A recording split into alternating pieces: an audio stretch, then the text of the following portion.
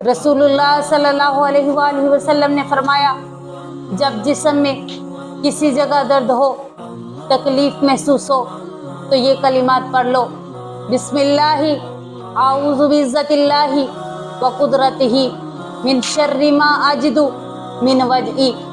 इसी तरह एक सहाबी रसूल आप सल्लल्लाहु अलैहि वसल्लम की खिदमत में हाजिर हुए, आकर कहने लगे, ए अल्लाह के रसूल सल्लल्लाहु अलैहि वसल्लम, जब से इस्लाम कबूल किया है जिस्म का दर्द नहीं जाता। आपने पूछा, बता कहाँ दर्द होती है, उधर हाथ रख।